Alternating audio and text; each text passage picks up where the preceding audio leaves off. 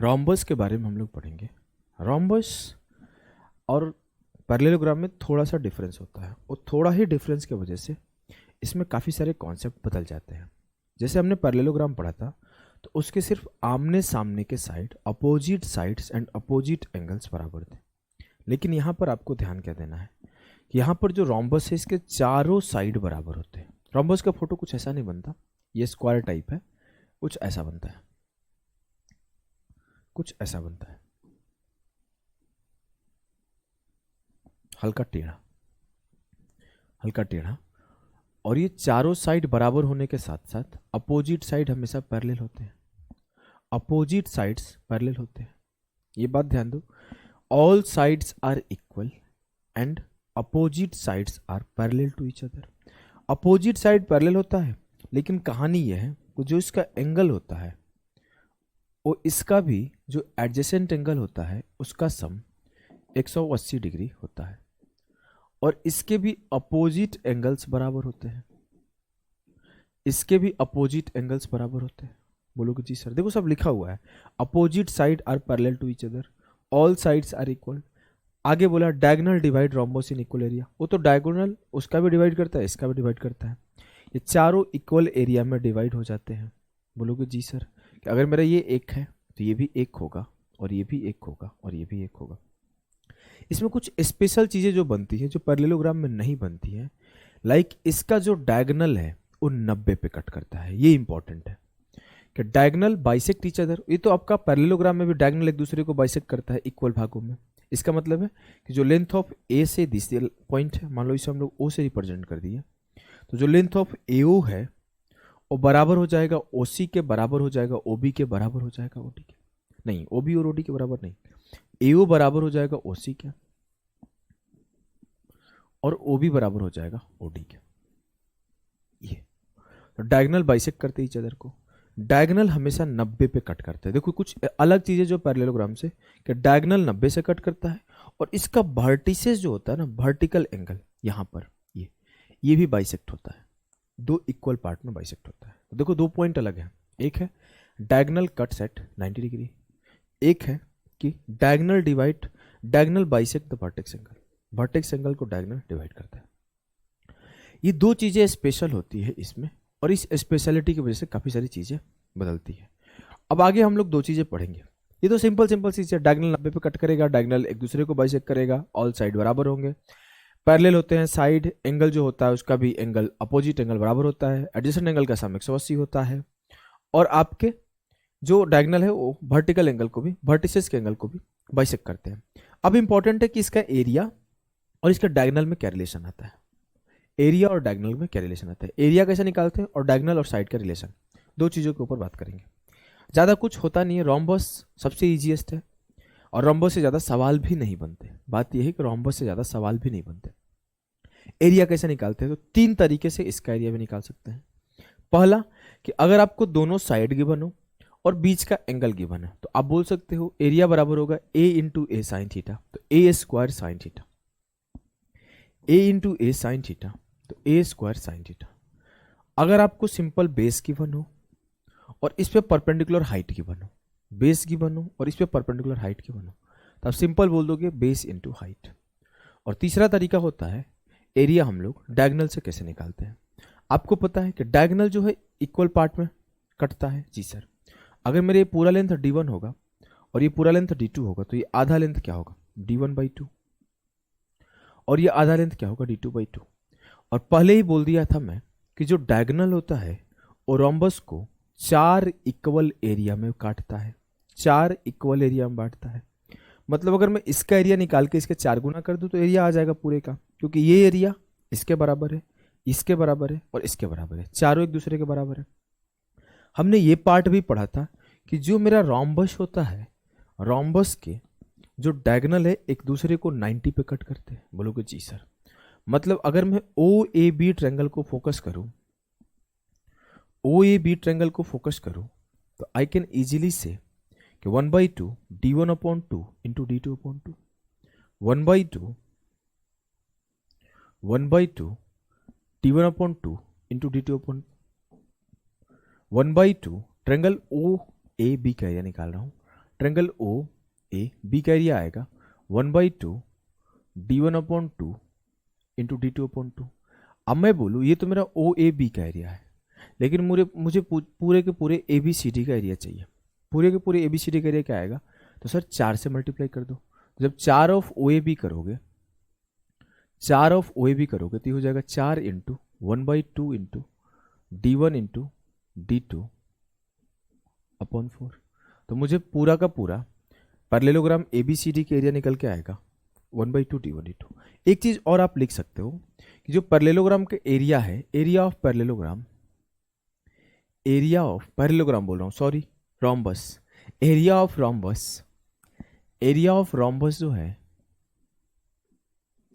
वो आप ये बोल सकते हो कि 2 ऑफ एनी ट्रायंगल जो डायगोनल से बना है, like 2 of A B C, 2 of A B C, B C D, 2 of B C D,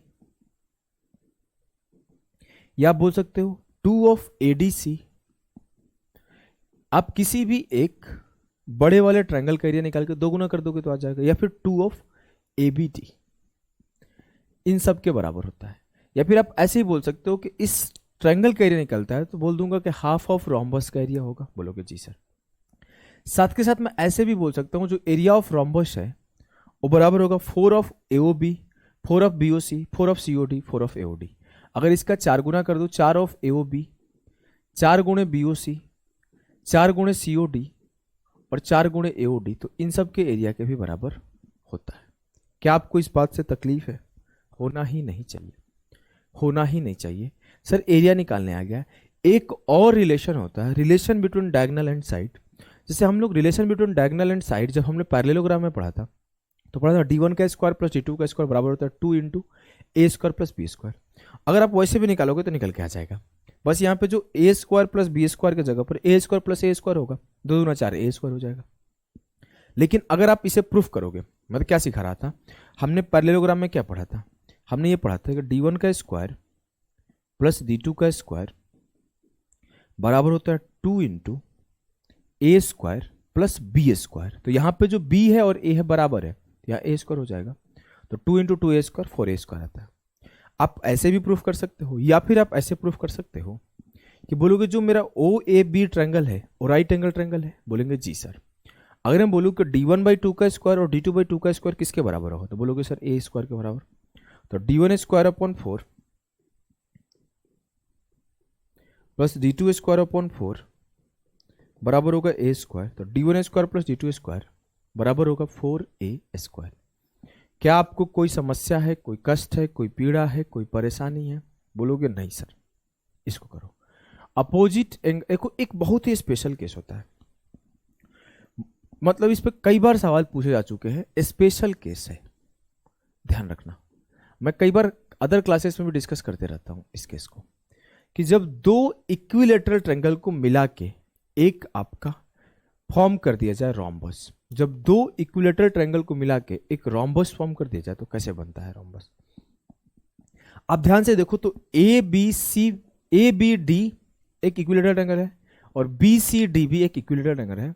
60 60 60 60 60 बन रहे हैं। अब देखो आपको ये बात तो पता है opposite angles are equal to each other, sum of consecutive angle 180 होता है। If the angle is 60 then the shorter diagonal is equal to the side. ये पॉइंट,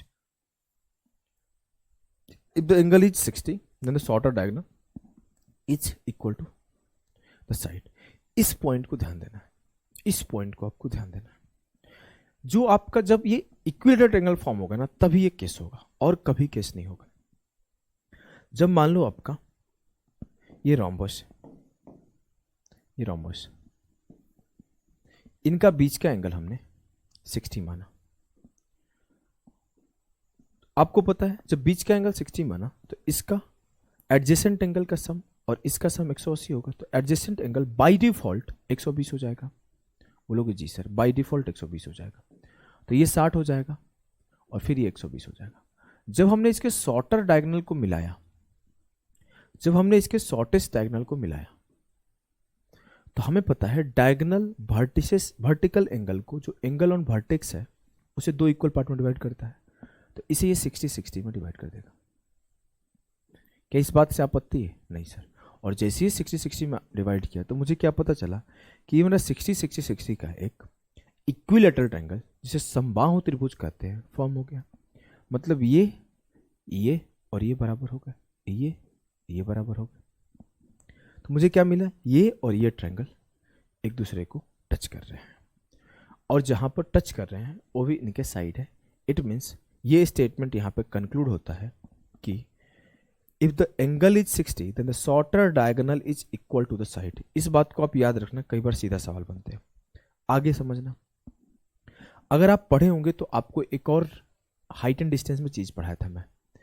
अगर मेरा एंगल 120 हो और बचे हुए रेस्ट एंगल 30 और 30 होंगे, तो जो मेरा रेशियो होता है साइड्स का वो 1:1/√3 होता है साइन रूल से। तो आप ये बोल सकते हो कि जब मैं ये डायगोनल मिलाऊंगा तो अगर मेरा ये A है, ये A है, ये A है, ये A है और ये भी मेरा A है, तो जो इसका लेंथ होगा वो A√3 होगा। क्यों होगा सर? क्योंकि मेरा 120 है और जब मैं इसे मिलाऊंगा तो ये भी तो दो पार्ट में बांटेगा 30-30। तो एक और स्टेटमेंट कंक्लूड कर रहे हैं कि जब डायगोनल इक्वल हो रहा है साइड का तो जो अदर डायगोनल है वो √3 टाइम्स हो रहा है।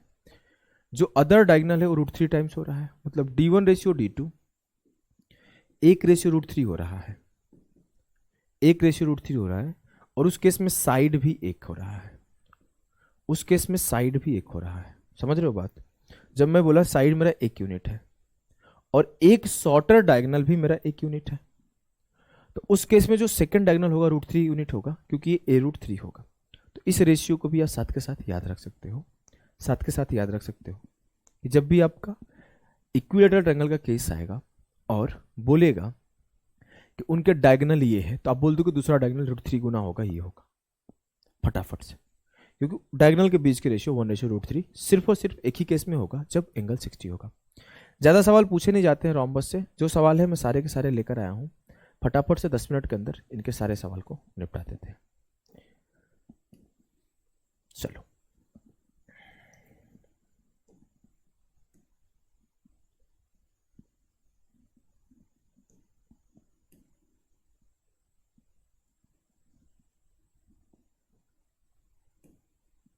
ये सवाल आपका 2012-13 के टाइम पे मेंस में आया था।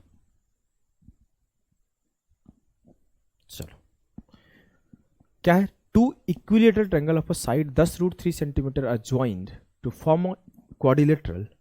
What is the altitude of the quadrilateral? अब आपको पता है दो इक्विलेटरल ट्रायंगल को मिलाओगे तो एक रोम्बस फॉर्म होगा और कुछ ऐसा रोम्बस फॉर्म होगा।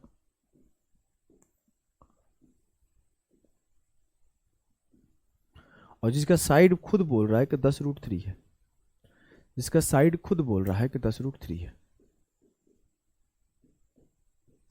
और आपको पता है दोनों इक्विलेटरल ट्रायंगल है, तो इसका शॉर्टर साइड भी 10√3 होगा।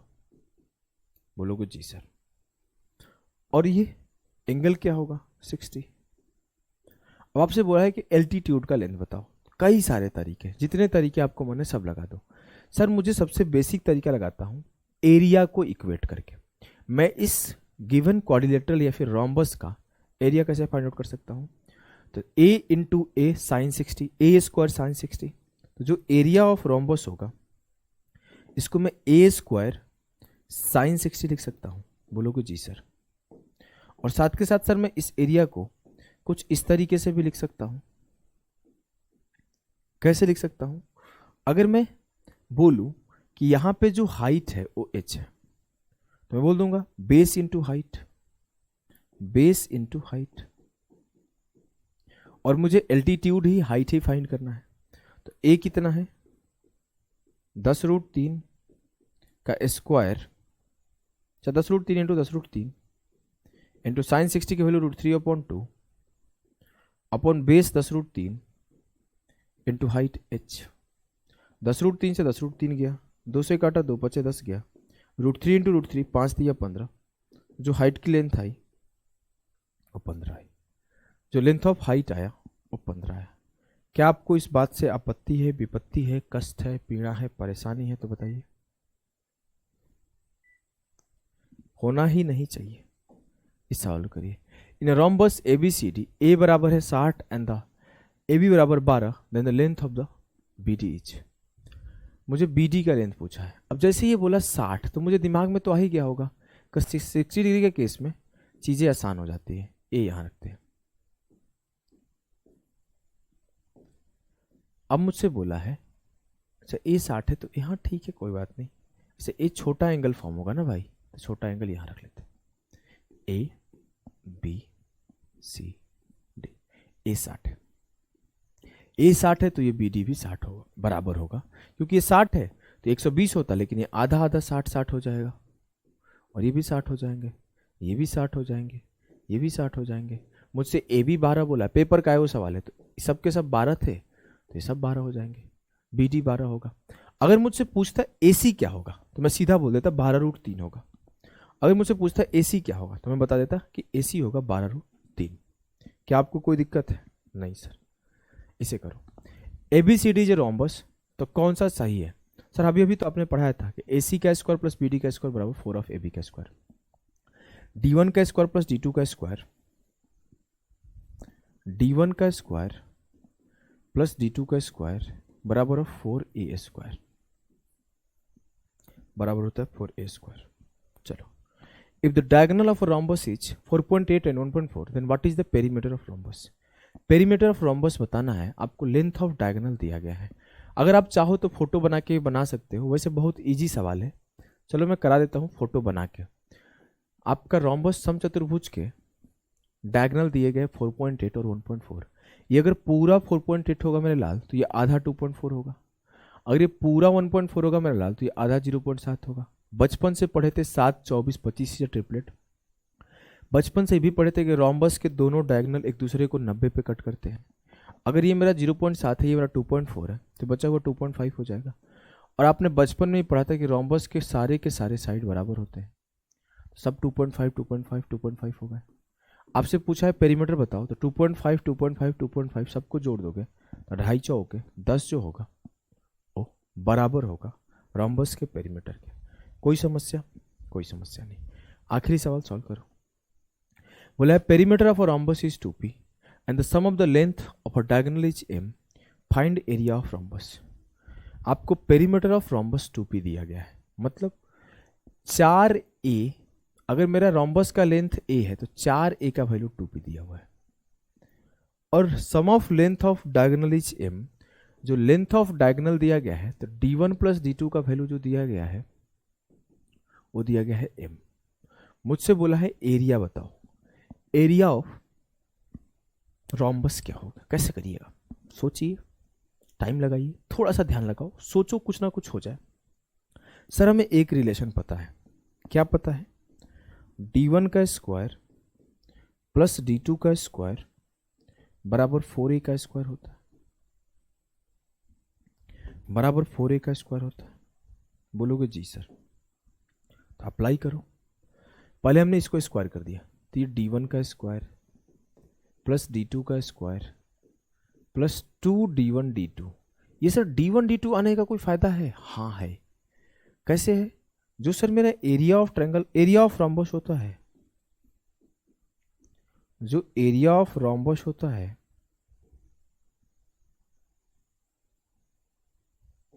वो हाफ d1 d2 होता है।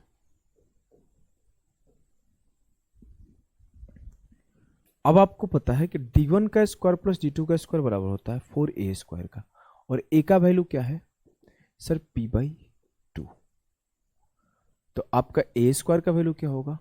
p square upon 4। तो 4a स्क्वायर का वैल्यू क्या होगा सर? 4a स्क्वायर की वैल्यू आ गई p स्क्वायर। तो ये आपका p स्क्वायर है, प्लस 2d1 d2 बराबर m स्क्वायर, 2d1 d2 बराबर m square minus p square. अब मुझे चाहिए क्या? Half d1 d2।